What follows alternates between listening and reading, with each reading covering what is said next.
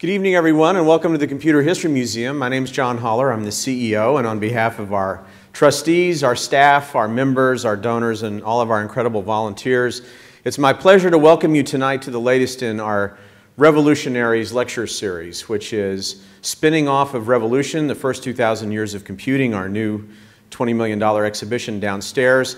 The lecture series has proven to be incredibly popular because it has drawn people like Sam Palmisano and Jeffrey Katzenberg and now Bill Ford tonight, and we're going to carry it on into the future just as long as we possibly can. Let me just say a few thank yous. First of all, the Revolutionaries lecture series is made possible by a very generous grant from Intel Corporation. This is Intel's 4th year to support the series. We're delighted to have them as partners tonight, and we thank them.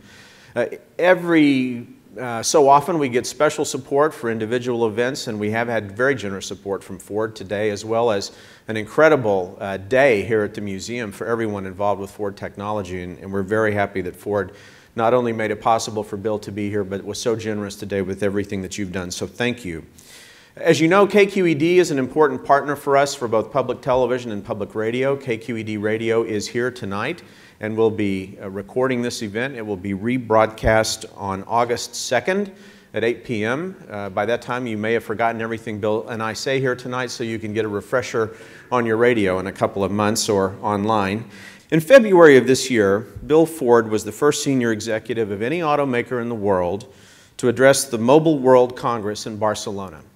Now, if you know about the Mobile World Congress, you know that it has turned Barcelona into the equivalent of Davos when it comes to talking about mobile issues. And they don't just ask anyone to deliver a keynote there.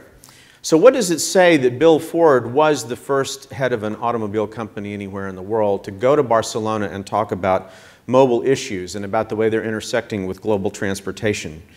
And what does it say about his vision for the industry and the direction in which he's taking a company that is now celebrating more than 109 years after its birth?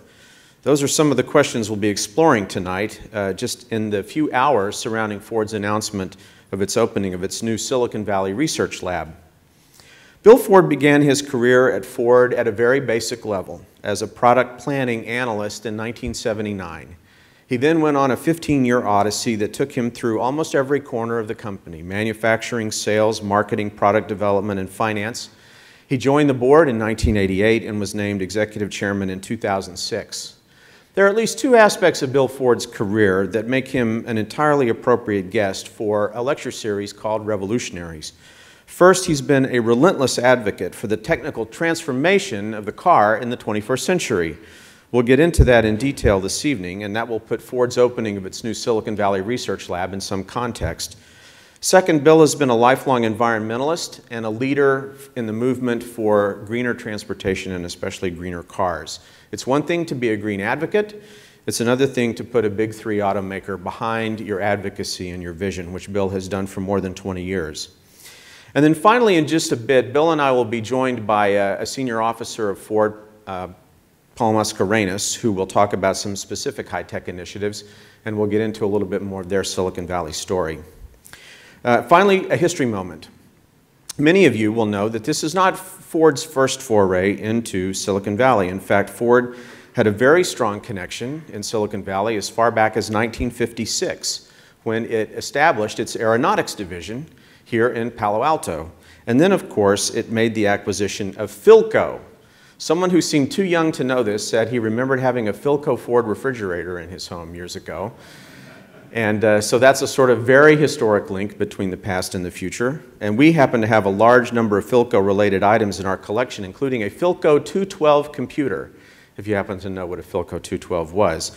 So we have a pre-existing relationship, our two institutions, and we're glad to deepen and extend that tonight. We have a lot of ground to cover. Please note that you have question cards on your chairs. We'll be collecting those in just a bit. We do want to hear from you, and we'll get to those in a few minutes. But for now, please join me in welcoming Ford's Executive Chairman, Bill Ford. Thanks.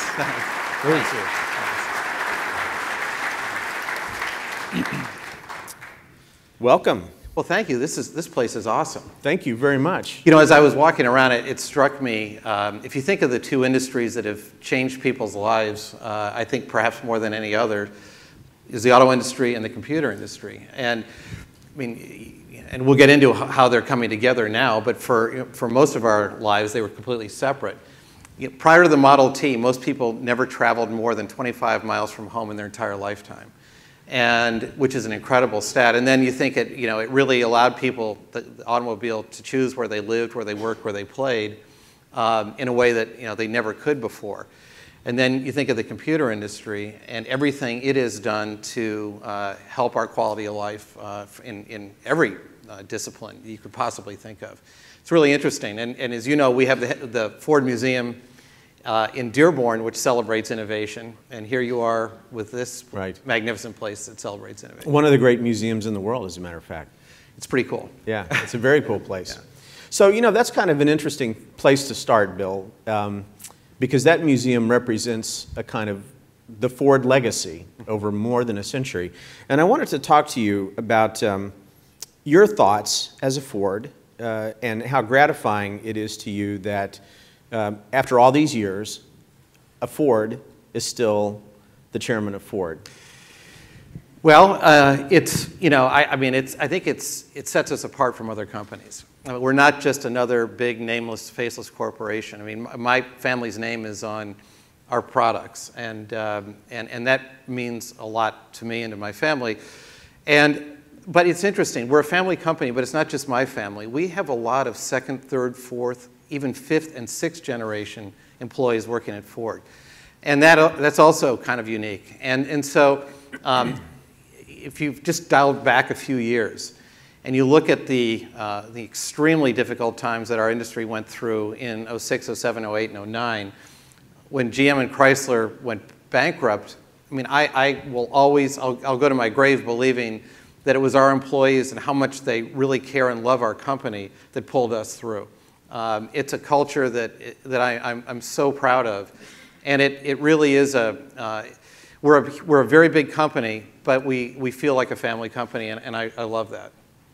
And how different is Ford today from the Ford that you joined as chairman in 1988? Oh, it's completely different. I mean, it is different in a lot of ways. I mean, if I can start at maybe a very personal level. When I joined the board in 1988, I was already very outspoken about environmental issues. And I was quickly told to stop associating with any known or suspected environmentalist now that I was joining the board. And and the term eco-freaks was thrown around a lot, and it was I was literally viewed as kind of a green Bolshevik, if you will, but and we viewed environmental issues as compliance issues and regulatory issues, and we would do nothing more than we had to do, and I just saw that as an absolute train wreck of a policy. At the end of the day, we were going to lose a whole generation of prospective employees and car buyers if we didn't change radically our approach to that.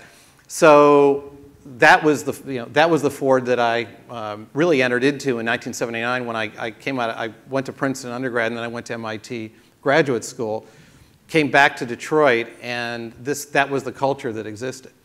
And so, it was incredibly frustrating to me and enormously disappointing that was the wisdom of the day, if you will. And I really vowed to change it. There were a lot of times when I almost left the company and had a lot of conversations late in the evening with my friends and my wife saying, why am I doing this? I'm completely out of step with everybody else here. But I gradually came to believe, with their help, that I could affect change a lot more from within than if I went out and did something else. But that was one element that was true then and is completely different today, thank goodness. The other was that we were a series of small companies that added up to a big company. We had Ford of Europe. We had Ford Asia Pacific. We had Ford South America. We had Ford North America. And they had nothing to do with each other. The product lines were completely different. The way we developed vehicles were very different. And as a result, we had no economy of scale and no synergy. Today, that's all changed. I mean, we now are on global platforms. The SUV that that we're introducing here, the new Escape, is the same as in Europe. It'll be the same in Asia. The Fusion, the Focus, same in Asia, same in Europe, same in South America. I mean, across the board, and that's very different. So then you say, well, who cares? What does that do for you? Well, what that does is it allows us to have a much quicker product cadence than we ever could have before, because rather than developing a vehicle 5 times or 4 times around the world, we're doing it once, and we can freshen it much faster. So we're very different in that regard, and we're not so inward-looking. We were the most insular industry I think I've ever seen. You know, we were in Detroit. We were an insular industry in an insular town, and we all told each other how great we were. And you know, you'd go out in the evenings and you'd see somebody that was associated with the auto industry, and they'd pat you on the back and tell you how wonderful you were. Meanwhile, we weren't so wonderful. You know, that's changed dramatically. And I think part of the proof is our opening our office here.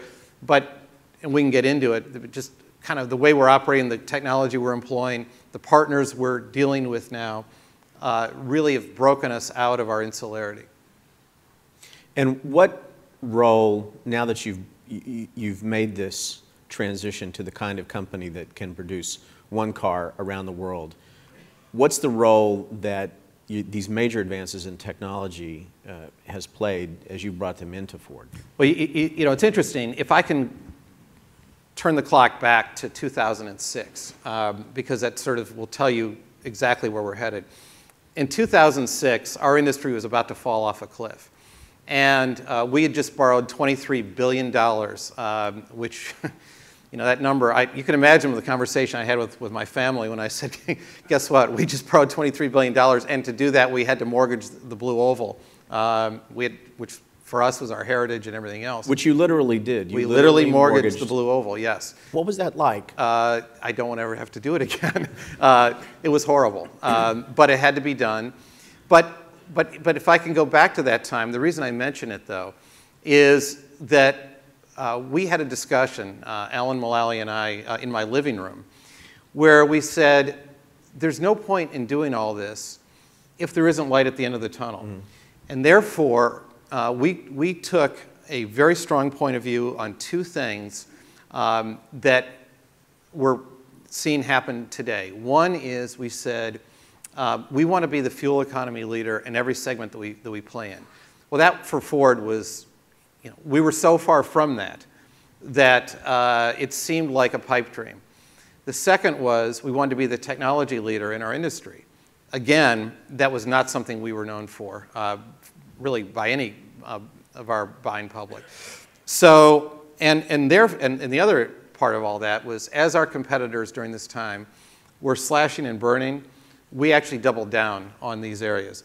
And so, so what does this technology look like? Well, if you look at the powertrains, it's the electrification of our fleet. But it's interesting. We're doing it differently than our competitors are. They're doing a single vehicle that is, you know, just an electric vehicle. We chose to do something different, and I think much more in keeping with our heritage of democratizing technology. And that is that we thought that it was important to give our customers what we call the power of choice. So we're electrifying our mainstream products. So for instance, the Focus, which is being built in Michigan, coming down the same line, you've got a pure electric, you've got a plug-in electric, you've got a hybrid, and you have what we call our EcoBoost engine. And so the customers will tell us what the true demand for all these are, and we can flex up or flex down depending upon what they're asking us to do. Rather than building a single vehicle, because we've been there before. If that doesn't sell, now what do? You have to throw incentives at it, and that destroys the value of the product, or you have to close your facility or mothball it, and obviously no one wants to do that. So we took a different approach than our competitors. So we have technology going into the powertrain. We still have, and we can get into this, all the different fuels that we're working with, from hydrogen to all the biofuels, natural gas. But importantly, we're also, it's a technology that we're celebrating here in the museum, that we partner with Microsoft on sync technology to bring initially entertainment into vehicles. But then quickly there were safety aspects that were added onto it. And it's an open platform. And it was a great decision because people are developing apps against it. And we've got them, as I say, in 4 million vehicles now. And so that really established us as a leader in that area. And looking forward, and which is what I love to do, I don't like to look backwards. I love to look forward. And I think you mentioned a family company. I think if we do this well, one of the advantages we can have about being a family company is we can look forward and know that there's going to be continuity. Because often what happens is with new management coming in, each new management has to have a new strategy and a new point of view, and everything's torn up and you start over again. But I believe that a lot of the value that I can bring to our company is to make sure that we set this course and that we stick with it. And a large part of that is the technology roadmap. Because if you think of the automobile as it is today, it's going to change radically in the next 20 to 30 years. And it has to, because the world is changing. Right now, there are 7 billion people that live on the planet, and there are about 1 billion cars. And by mid-century, though, if you believe the futurists, we're going to be at 9 billion people and 4 billion cars. Well, where are they going to go? We're going to have global gridlock, and it's not going to work. And it's not going to work in these mega cities that are going to exist by mid-century. In fact, this was one of the main themes that you sounded in Barcelona, wasn't it? It is, because I asked for help from all the tech companies that were there to help us figure this out. I mean, we can't do it unilaterally. We can play a large role in it. But it's really going to require the application of technology in a way we've never seen. Vehicle-to-vehicle technology, vehicle-to-infrastructure technology. It's going to require, ultimately, every form of transportation. Private cars, buses, trains, subways, pedestrians, all linked in a seamless network if we're really going to optimize people moving around a city. And the notion of car ownership is going to change, too. And we can get into all that. I realize I'm sort of jumping ahead. But yeah, I think that technology's role today is really important, but it's only a fraction of what it's going to be in the future. I want to dig in a little bit to those themes that you sounded in Barcelona and talk about each one bit by bit. So you've been widely quoted as talking about the car as the next mobile platform. And I think some people that I've talked to when I've used that phrase tend to hear it as an entertainment sort of phrase as opposed to something much more deep and fundamental, which is how I understand you're using it. So talk about that transformation of the car as a mobile platform and things like, for example, vehicle-to-vehicle technology and how it's going to address some of these congestion problems. Well, I mean, first of all, let me start, there is no silver bullet. I mean, there's not going to be one bit of technology that we're going to wake up and figure out that it's solved. I mean, obviously there's things like autonomous driving and semi-autonomous driving that will all help. But if you think of each city in the world starting with a different infrastructure, one size won't fit all. And they'll all have different technologies and the capability to adopt those technologies will be different around the world.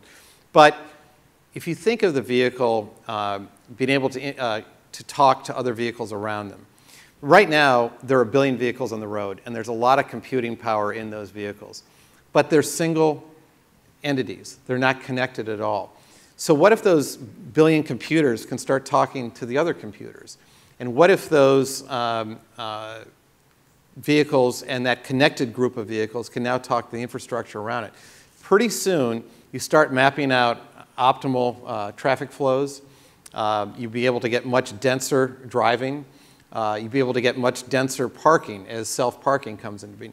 All these things, none of them, again, are a silver bullet, but they're all important to start to deal with the new reality of the world that is going to just be awfully crowded. So does that mean when I drive into a parking lot, I will immediately get a map that will say there's an empty space for you up on the 3rd floor? Yeah, well, better than that. I'd be there for you. Better than that, when you leave home, your car will be able to reserve you a spot at that parking lot. So you don't even have to think about it there. And then you'll get out and your car will park itself. And that will be pretty cool. That will be pretty cool. Yeah. So, I mean, it's really interesting because if the whole notion of a car is to make people's lives easier and better, and that's what I believe it is. I mean, people often say to me, well, you're a car and truck company. Well, yeah, we are today. And I suspect we'll always be making some version of cars and trucks. But really, we're a mobility company whose job is to make people's lives better. And that'll look quite different in the not too distant future than it does today. Do you see, what other advantages do you see or potential do you see in this whole concept of connected cars? Well, I mean, there's almost no limit. I mean, if you start connecting to the cloud, you know, now you start bringing in, you know, cloud computing and cloud voice and a lot of things that, you know, that we built a concept car called the Evos, which is, you know, and it can do everything. It can check your blood pressure, your blood sugar. It can monitor your entire, you know, how you're doing that day, as well as all the functions in a vehicle because it's all connected to the cloud. So, and I know there are privacy issues and a lot of things we have to work through. And frankly, in all this new technology, there's stuff we have to work through.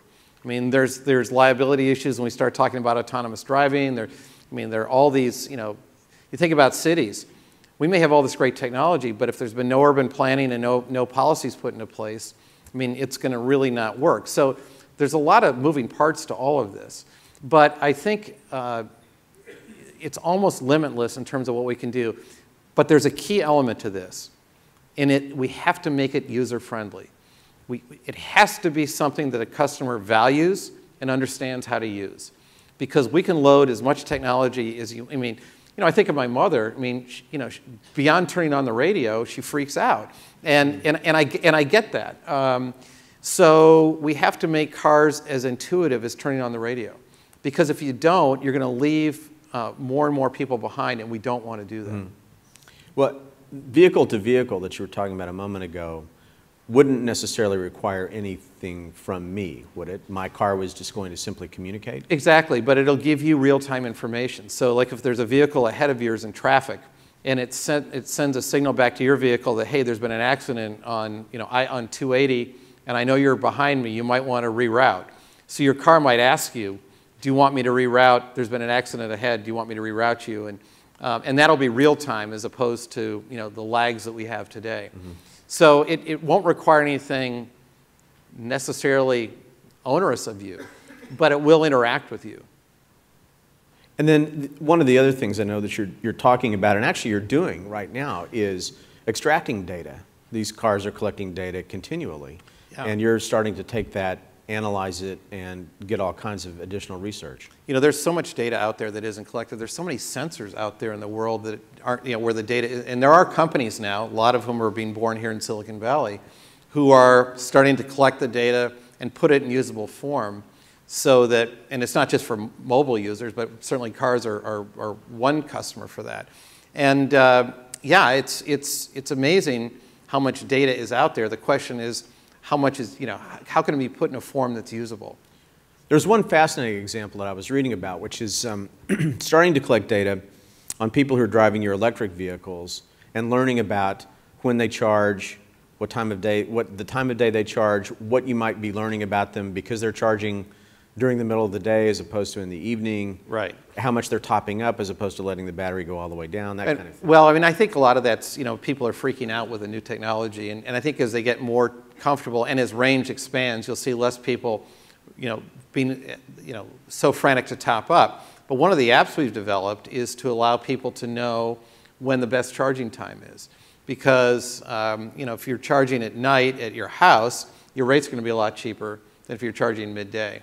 And so we're working with the utilities to really have an interactive system so the customer will always know when the optimal time for them to charge is. When you talk about this bundle of technology, how are you going to help consumers like us get our heads around all of this, both the possibilities and just the challenges of it?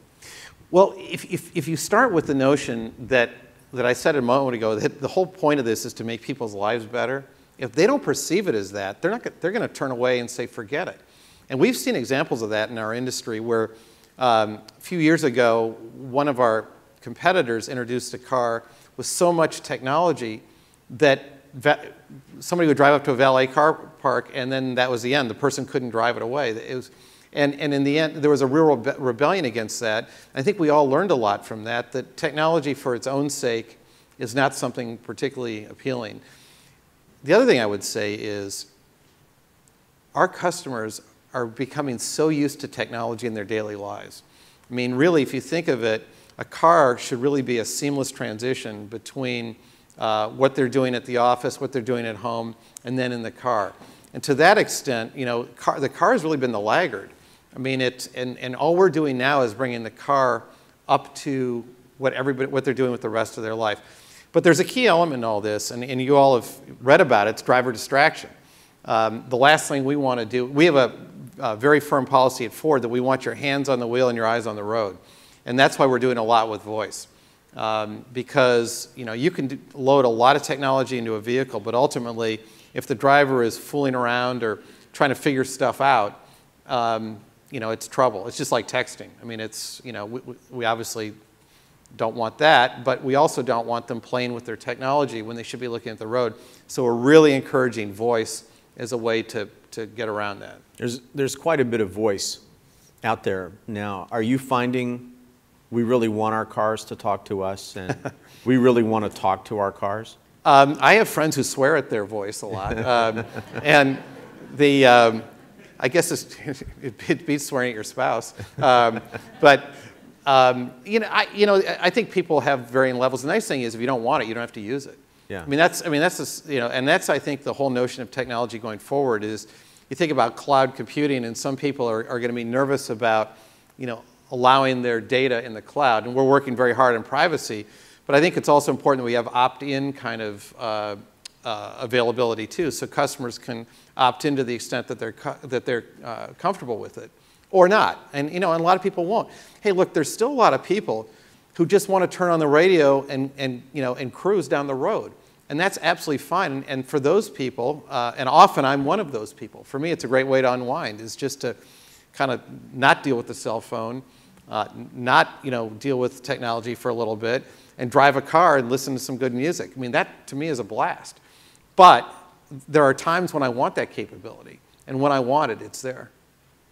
I want to go back to that moment in 2006 when you and Alan Mulally were sitting in a very casual setting, and you had to make these two decisions. Could have been any two decisions. You could have picked something besides fuel economy and technology as the linchpins for your future.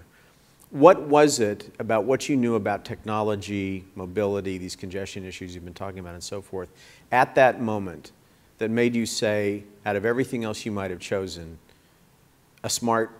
a really intelligent vehicle of the future was a key?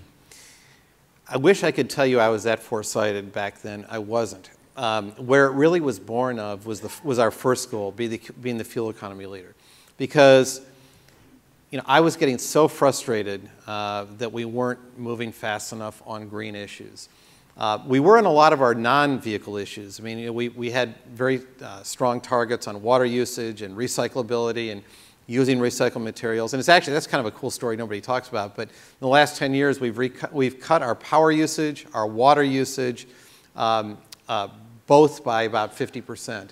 And we've cut our CO2 emissions by 50% too, in the way we make our vehicles. And that's all important. Nobody really focuses on that, but that was important to us. And about 85% of our vehicle today is recyclable, and we're pushing very hard to get to 100%. And we use a tremendous number of natural materials and recycled materials in our vehicles today, and we're shooting for we have an aggressive roadmap on that too. But a couple things were clear to me back then, and Alan saw it the same way when I brought it up to him. Number one, we had to get on with this and just go like hell. Number two, it certainly didn't see that oil was going to be easier to find in more geopolitically stable parts of the world. And if you remember back in 2006, the price of gasoline was relatively low. But it really seemed to me that that was an aberration, and that over time it was going to march north. And Alan agreed. And if that were so, that we believe fuel economy was going to be the primary driver as a purchase decision for our customers. And as I say, Ford wasn't known for that. Now, having made that decision, you quickly leap into the technology, because you can't deliver that without technology. And so, started to talk about what delivering that vision would look like. And it was absolutely clear that we needed to double down on technology. But we were also working very hard at Ford to be known, even at that time, as the safety leader. But safety at that time was just about to transition from passive safety, which is how do I survive a crash, to active safety, which is how do I avoid a crash. And that was going to require a lot of new technology. So the fuel economy story and the safety story were both going to be driven by technology. And so that's really how we headed down this technology road, was we knew to deliver the former, really the first two, fuel economy and safety, we had to be the leader in technology. But what's happened since then has been, I've really started studying kind of the mega trends, if you will, in terms of where the world was going. And it came clear to me that, and it really, I'll never forget, it was during it was a meeting I was in when they were projecting Chinese, Indian, developing market sales for the next 10 years. And I started adding it all up. And I said, this isn't going to work. I mean, hopefully it's going to work that we get more cars out, because that's what we do.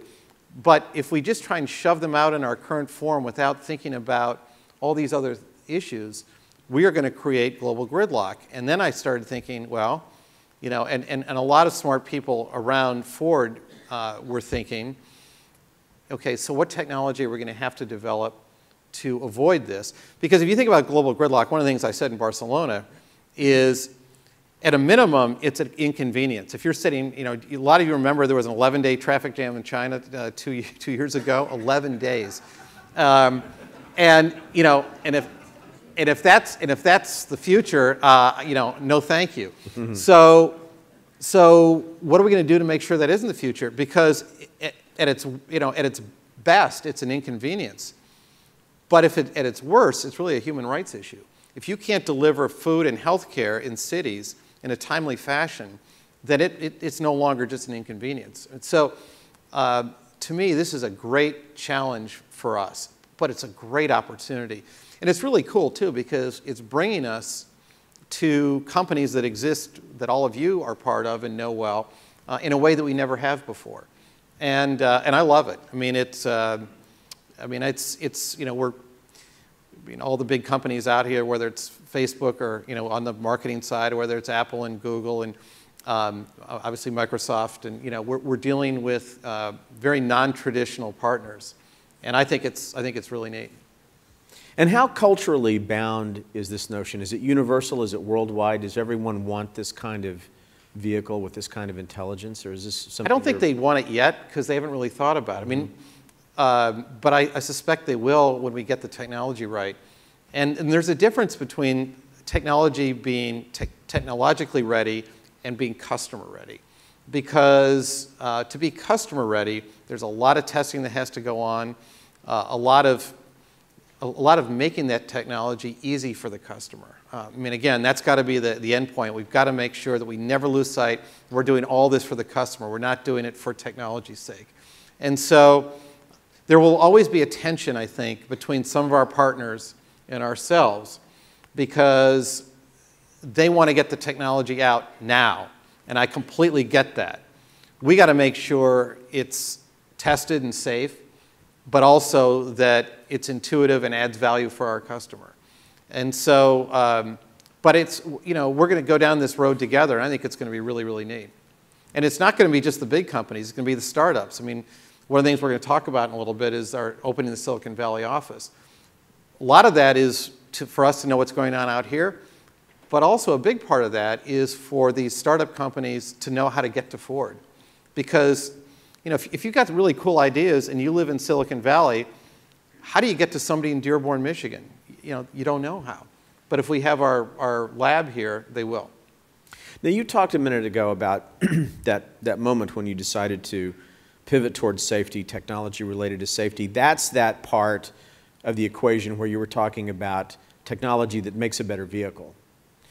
And now you're also, as you talked about in Barcelona and other places, you're talking about technology that improves the driver experience, the user experience. But you didn't mention that as one of the first things that was in your mind. So in 2006 when you started this big push. So is this something that, have you pivoted toward that? Has it been serendipity? Have you discovered it? How does that come about? No. I mean, again, going back to 2006, I mean, this was principally driven by safety and fuel economy. Yes. But I really think that, you know, that was really probably sync that allowed us to touch the customer in a way that wasn't safety or fuel economy, that really brought a lot of technology into a vehicle that they could interact with in a way that they never could before. And it brought voice into a car. But, you know, even that hasn't been seamless. There have been customers who don't like it. There have been customers who don't understand it. We didn't do a very good job of training our dealers when we first rolled it out. And so, and we've done, you know, we've corrected that, but whether it was My Ford Touch, which is the interface, or the Sync platform, we had customers who didn't know how to use it, and they'd go back to their dealers and say, my car doesn't work. And in fact, their car worked just fine, but there hadn't been the proper education process. So now when somebody buys a new vehicle, we make sure that they don't leave the dealership without understanding how this technology works. So it's, you know, it's been an evolution, and we're far from perfect. In fact, we got a long way to go as a company to get it right. But I'm really excited by the fact that we're going down this road, and we're doing a lot of things right, and we're getting better and better every day at it. And we've got some great partners too along this journey. And one of the things I just love about coming out here is the energy and I mean, my daughter went to Stanford, and she was transformed by the people around her and how smart they were and the kind of stuff they were working on. And I have that experience every time I'm out here. I mean, I just love coming out here. And it's, as I mentioned, I'm on the eBay board, which gives me a good excuse. I love eBay, but it also gives me a good excuse to come out here and poke around. You did some poking today, as a matter of fact, didn't you? I've done some poking every trip I've made out here, yeah. I'm going to just try to get your description of how the mobile industry reacted to the message that you sent in Barcelona. Really well, because, you know, they completely understood where they could help here. And they completely understood that this is there's a big business opportunity for them if they get this right. So yeah, I mean, I think the mobile industry is really fired up to get going on this. You know, look, you know, you think about the reach of an auto industry. You know, 1 billion vehicles on the road going to 4 billion. That's a lot of business opportunity if you're a mobile company. And so they really want to help. And it's, you know, it's not just the mobile providers, it's all the tech providers. And so the reception we got was, I'd say, terrific. And what's really interesting is we're going to the same conferences now. I mean, our industries are coming together in a way. I'll never forget, you know, a few years ago, I started going to green conferences. And some of the tech people would be there, and we had nothing to talk about. It was like we were in two different worlds. And we were talking about the things we were doing, and they were talking about the things they were doing. And, you know, if we happened to sit in each other's sessions, we usually were sort of daydreaming and, you know, playing on our phones and stuff. But that's all changing. It's very cool. Let me ask you, I want to ask you one other question before we bring Paul up so we can talk about the Silicon Valley and Sync piece of this. Sure. If a small company has a really killer idea that fits with your vision of what a mobile platform can be, how do they access a big company like Ford? Well, that's one of the reasons we've got the Silicon Valley Lab, is it gives them an entry point into Ford. And it gives them a place to try out their idea. But importantly, it gives them a real human being who can fast track their idea if it makes sense, get it to Dearborn, make sure people see it, and make sure it goes through the process.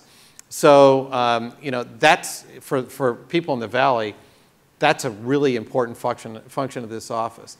The other thing is, we're at every conference now. We have technical people out at all the startup conferences, the green festivals, I mean, all the places where smart entrepreneurial people show up. We're there too. And we're there to listen and hear their good ideas and to give them entry points into Ford Motor Company. Great. right, so let's bring Paul up. I mentioned before we're going to be joined by Paul Mascarenas, who is the Chief Technical Officer for Ford and Vice President of Ford Research and Innovation. The Silicon Valley operation is really partly Paul's baby, if not entirely his. So we're going to bring Paul up now. Paul, why don't you join us, and we'll take a few questions, and then we'll get to the Q&A from the audience. Welcome. Thanks, John. Good to have you here. Thanks. Hey, Paul.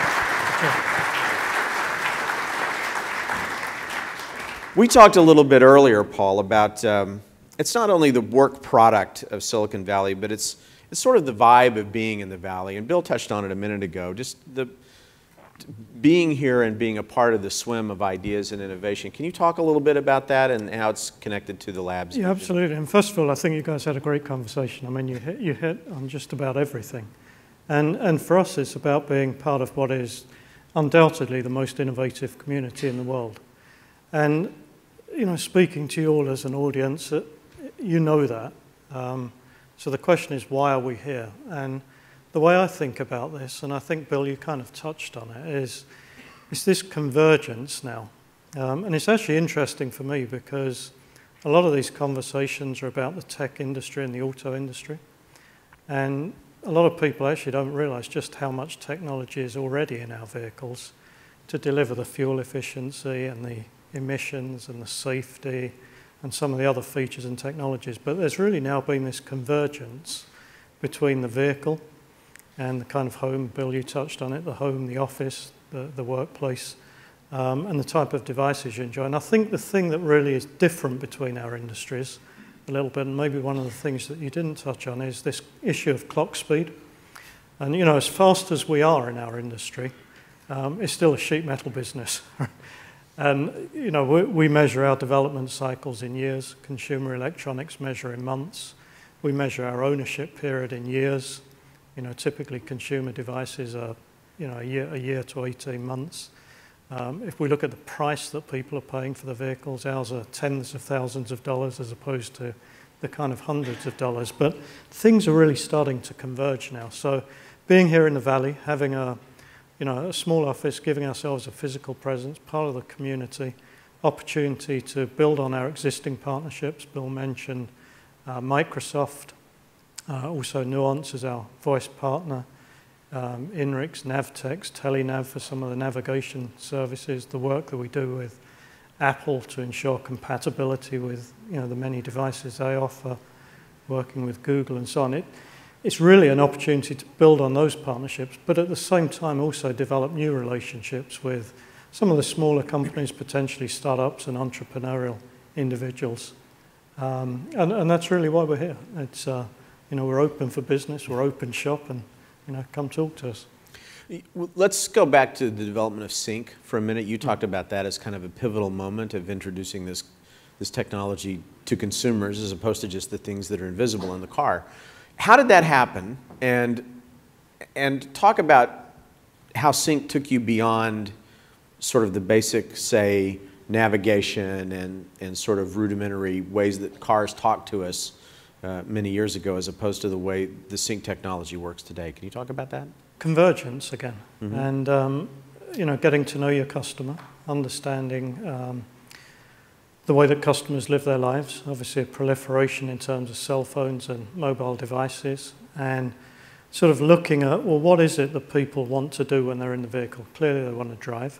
They want to be able to drive safely. They want to be able to have some fun when they're driving. But at the same time, they want to be able to listen to music. They want to be able to make and receive telephone calls. The way that people listen to music now is very different. You know, we've been through our 8 tracks and cassettes and CDs, and clearly now we're in a world of digital music. You know, most people have got phones. So the question was really, well, how do we enable them to continue to enjoy that experience in the vehicle, but to do it in a way that is as safe as it can possibly be? And Bill mentioned that term, hands on the wheel, eyes on the road. How do you enable that? Well, through voice. So the essence of Sync was to develop with Microsoft a platform that we call device agnostic. So it'll work with a Windows-based device, Android-based device, an iOS-based device. Allow the customer to easily connect up through Bluetooth, and then to enjoy an experience through the vehicle interface, which is both safe and high quality, so you can use the steering wheel controls, you can use the touch screen, but most importantly use this voice engine to control the majority of the functions. And that was really the sort of gestation of this idea, how you can provide that seamless interface to your mobile device. So when you first evaluated when and how to go about moving into Silicon Valley like this, Bill, what were the most important considerations? Well, you know, first of all, this was never a tough sell for me. I was a big advocate of it because, I was one of the ones who was agitating to get this done. But I think, you know, you have to define the mission of the office. If you just open an office and everyone just sort of says, all right, now what? It's not going to work. And so Paul and his team were really instrumental in focusing the office on, you know, specific projects and also, and how they're going to outreach and how they're going to interact with the community around them. And so that, I mean, in terms of, there really was no pushback. Do you think, Paul, anywhere in the company about doing this? I mean, it was more, like, what do you hope to get out of it? Yeah. And what's it going to do for us? I mean, the conversation really was, our senior leadership, Bill, Alan, the rest of the team, embracing this concept of technology leadership. And if you want to be a technology leader, you've got to be here in the Valley. It's pretty clear. So beyond that, if you go back a little bit to the video that was shown at the beginning, at a corporate level, we talk about developing and selling great products, building a strong business, making our contribution to a better world, and the role that technology can play in those goals. We translate that into our vehicles by saying, high quality vehicles that are safe, green and smart are the kind of guiding principles for us. And particularly when you think about the smart technologies, how we use data. You guys talked about data early on. I mean, there is just so much data. How do we aggregate that data? How do we bring value for our customers in a way that we can differentiate our vehicles and start to, or continue to develop our sort of image and reputation as a company? Open innovation in the broadest sense, bringing new ideas, bringing new ways into the vehicle. And then Bill talked a lot about this future of mobility and just really giving us an opportunity outside of Dearborn, outside of Michigan, outside of our traditional environment to really think through what does this future of mobility really look like. I say from the company that put the world on wheels, we now have to be the company that keeps the world moving given the people and the vehicles and the urbanization. So thinking through different business models, the partnership, for example, that we announced last year with Zipcar, different types of vehicle concepts, different technologies, whether they be vehicle technologies or the infrastructure to allow this seamless mobility system that Bill talked about, are all the type of things that we'll be working on in the lab here. You two can be great evangelists back to Detroit for the things you're finding out about Silicon Valley. Certainly when you're sitting on the eBay board, you can do that, Bill. I have to ask, do they get Silicon Valley in Detroit? Can you go back and sort of explain to everybody why it's important for you to be here and what happens out here that makes it unique? More and more. More and more. I would have said a funny story about me joining the eBay board. This, I think, might have answered your question. I think I've been on like 7 years, and when I told my board that I was going to join another board, I think they thought it was going to be another big industrial company. And I said, well, I've narrowed it down between Starbucks and eBay. And they looked at me like I was out of my mind. I said, look, Starbucks has taken a commodity product and people wait in line to pay $3 for it, where they used to buy it for, and we're in the process, this is years ago, of doing the opposite. We were taking the ultimate personal vehicle, and we as an industry started discounting them and everything else to the point where they were becoming commodities. And I thought that was dangerous, so I wanted to see how another company turned that model on its head. And eBay, to me, was really interesting because this cross-border commerce was something that we'd never seen before, and I thought was fascinating, and the notion of doing business with somebody for a big ticket item that you've never spoken to and will never speak to was just mind-blowing to me, and I wanted to be able to understand both of those concepts well. eBay won out because Meg Whitman's, I went to school with her, and she kind of dragged me to eBay, and I'm glad she did because I learned a lot. I've learned a lot from eBay, and it's a great company, and the current CEO John Donahoe is fantastic, does a great job. But I think more and more, certainly in our company, I can't speak for all of Detroit, but our company, I think, gets it, and they want to understand more about it. And so, you know, our culture has changed dramatically. One of the great things about a crisis is it gives you permission to change.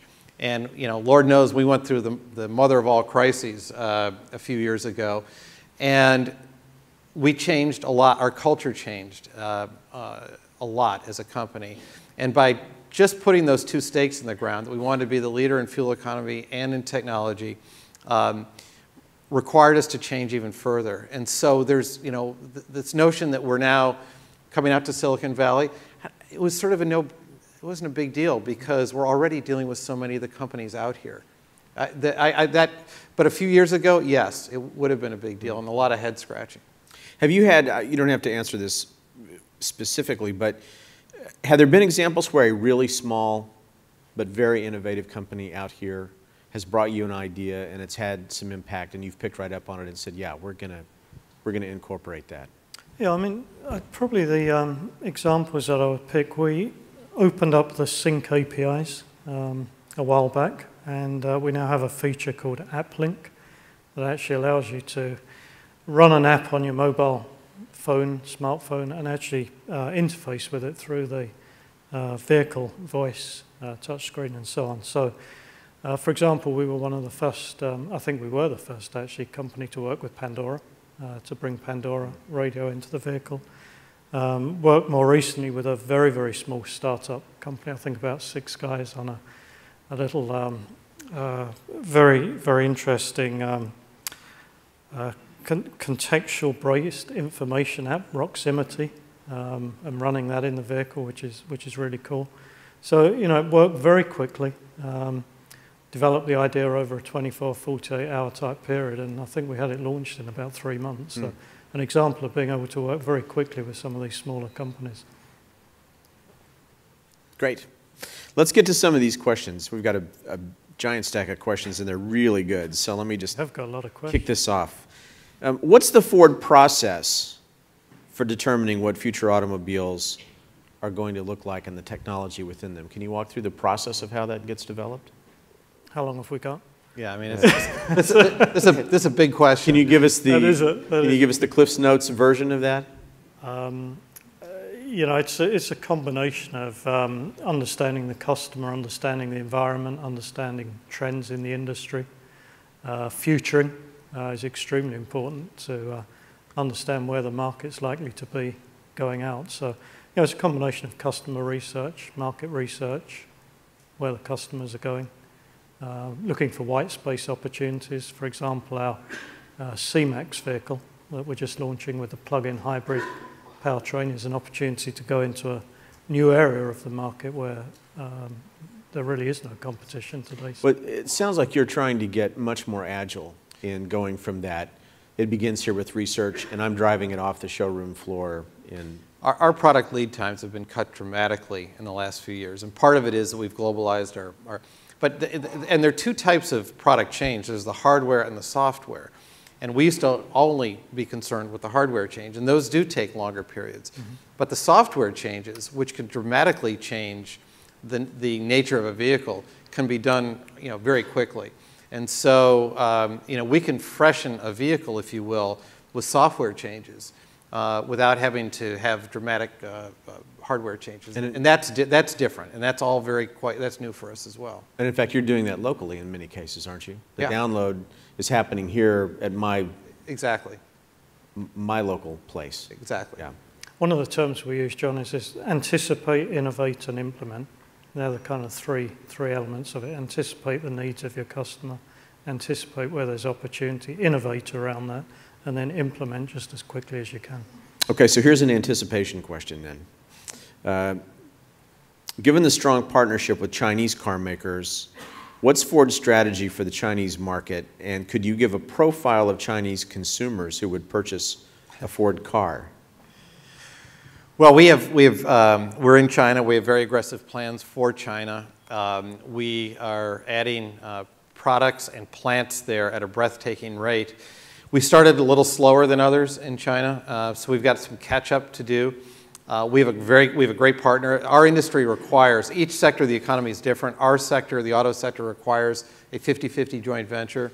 And we have that with a very good partner in Western China, in Chongqing.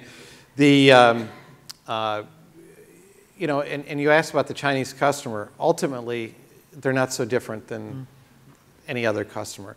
They want great value, great technology, but what is different is for many of them, it's the first car they've ever owned. And so there are a lot of accidents driving out of the dealership because it's the first time they've ever gotten behind the wheel. But it's, you know, and it's very interesting because it's the first car they've ever bought. You know, the whole family is involved in the buying experience. It's a different dynamic, but ultimately what they're looking for really isn't any different than customers anywhere else in the world. This is not a region-specific question, but it's an interesting question, which is, will the car of the future mean there may be no more bad drivers? Is your vision of safety so all-encompassing that the elimination of bad drivers, or at least bad driving, I think what we can do with technology is actually a great question, and it's something that we talk a lot about. But with the technologies that we're putting in our vehicles, driver assistance and active safety, so things like blind spot monitoring, lane keeping assist, forward collision warning, we've got low-speed city braking. What we can do is improve the average driving standard. So there'll always be drivers that are better than other drivers, but our goal is to improve the average, and as we improve the average standard, clearly we can improve road safety. Is it an intervention model? Is the safety part of it supposed to intervene when I make a mistake so that I don't really cause something terrible to happen? It depends on the technology. So for example, blind spot monitoring or blind spot indication will give you a warning. The lane keeping assist feature that we're launching on our new Fusion vehicle will actually correct the steering if you start to drift off of the road. Adaptive cruise control, for example, controls speed and distance to the vehicle that you're following. So it depends on the technology, combination of warning and actual interaction with the driver. This is a great question that I get all the time in other contexts, and I'm so glad to get the opportunity to ask it of you. Oh, great. As an educator in the K-12 system, what can I do to encourage innovative thinking among my students? You know, it's really, I think, and I didn't come here to make a plug for your facility, but I'll do it because I think the more you can inspire young people by showing them what other people have done, it's really powerful. I mean, we have, I mentioned this museum that we have in Michigan, the Henry Ford Museum. Some of you may have been there and some of you may know of it. It was really started by my great-grandfather to celebrate his friend Thomas Edison.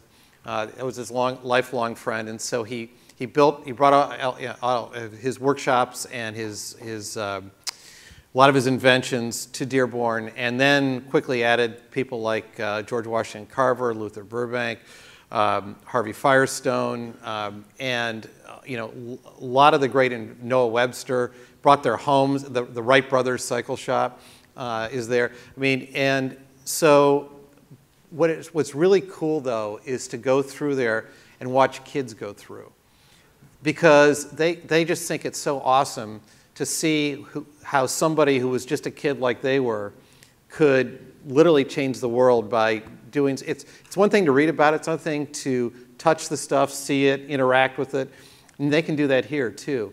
And I think, you know, as an educator, you know, as you all know, every kid responds differently. Some will read a book and get it, others have to go experience it. But so I think getting out and coming to a place like this is really a powerful thing because it can really help put in context for kids what's possible. It's just my opinion. Great answer.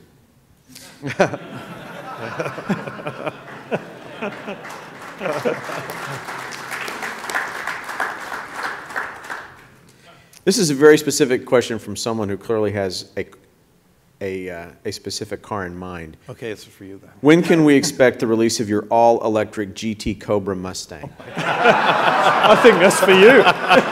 Yeah. I may have written that, actually. Yeah. It looks like that may be your handwriting there. Let's say dream on. Yeah, well, it's going to be a little while. To have a 600 horsepower electric vehicle, you might be able to get from here to the end of the room on the range. But as batteries get better and the technology develops, you never say never.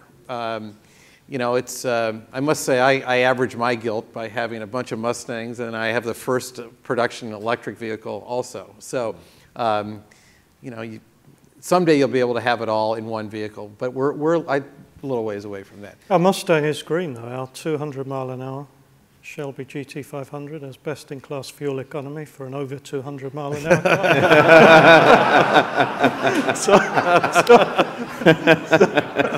So if you want to go over 200 miles an hour for a long time, that's the car to have. You know, so here's a kind of unintended consequences question, maybe, which is how can a small auto mechanic repair shop become part of this future that you envision?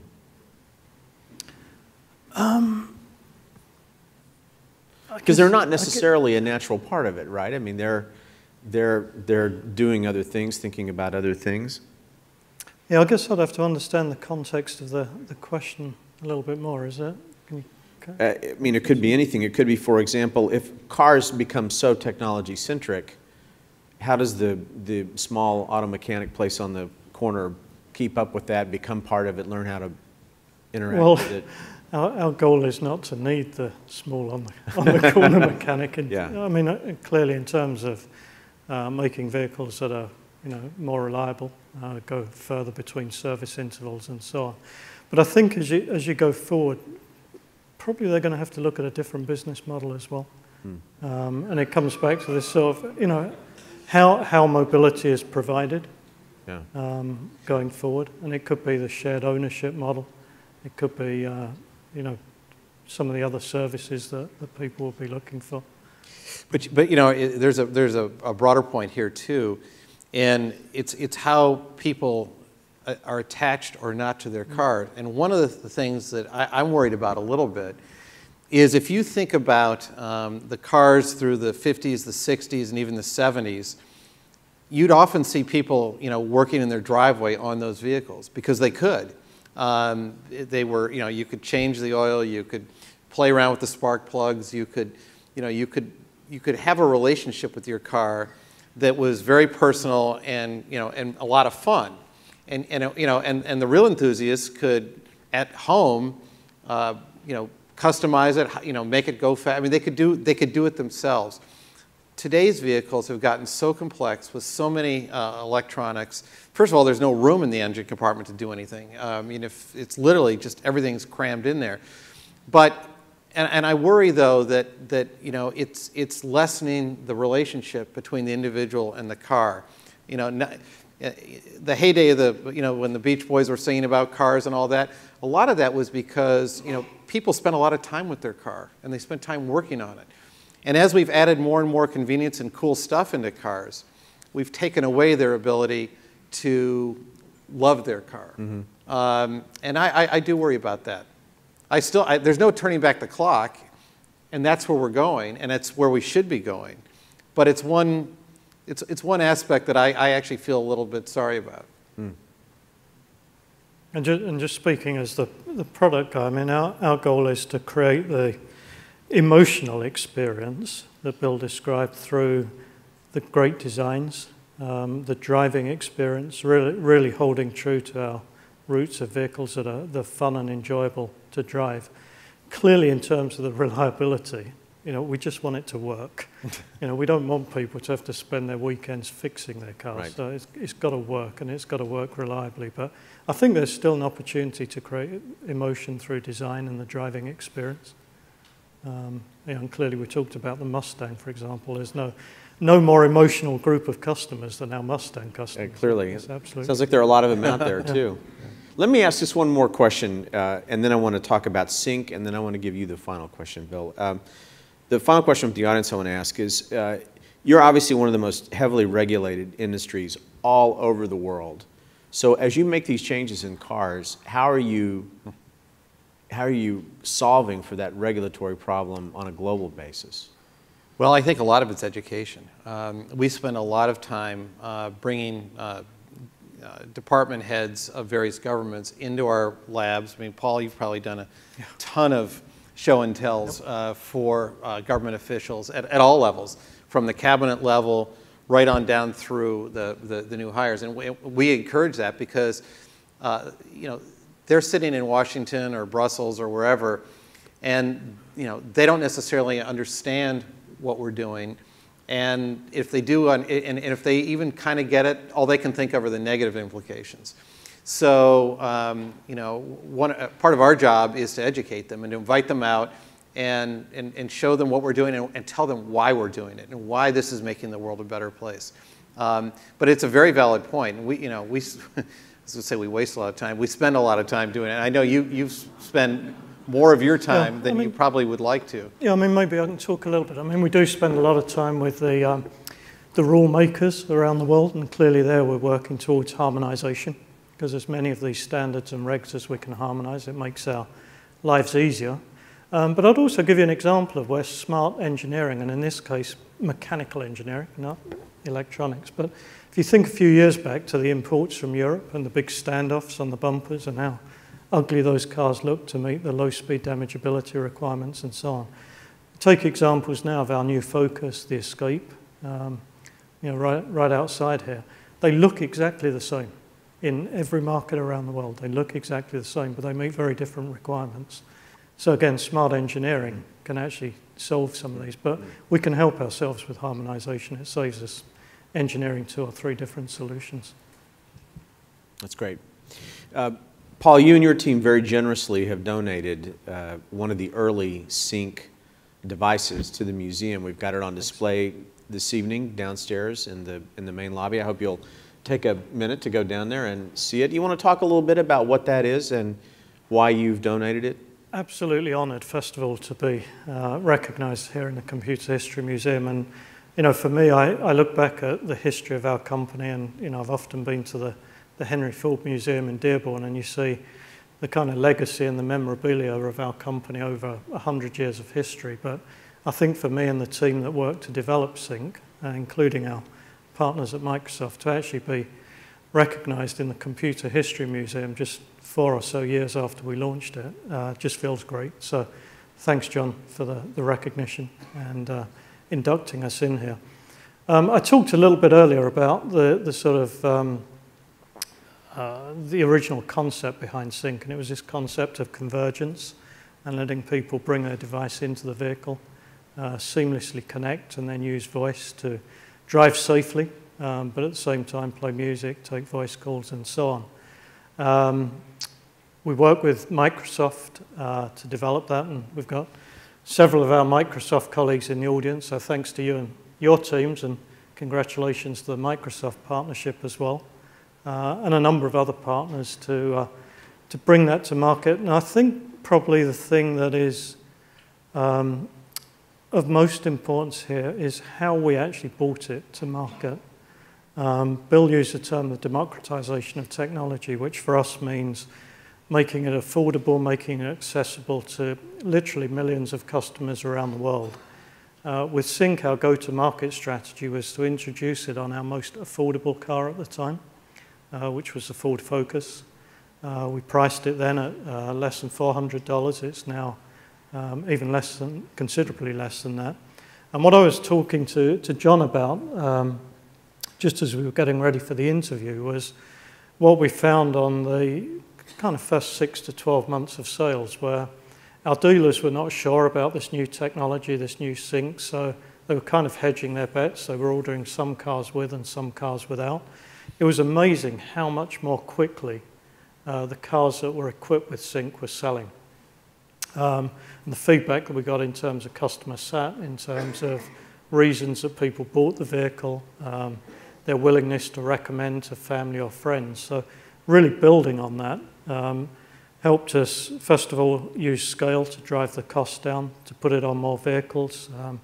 We've already now sold over 4 million vehicles equipped with Sync, and we were talking about our rollout plan for Europe this year with many more languages. I think we've got about 19 different languages in Europe, and going to Asia Pacific as well. So truly a democratized technology, accessible, affordable, and available to millions of customers around the world.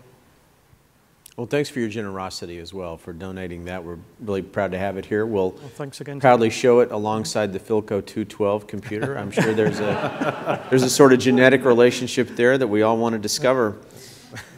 One final question for you, Bill. I just imagine if it were possible for Henry Ford to come back and visit us all for 12 hours, if you could bring him to Silicon Valley for a day, what would you show him? What would you be most excited to show him?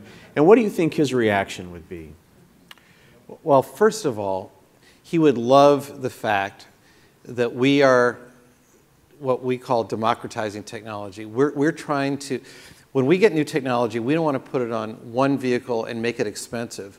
We want to put it on all our vehicles and drive the cost down, because we feel that's our heritage, and that's something that he did. I mean, he didn't invent the car, but what he did was he made it available to the average person so they could afford a car.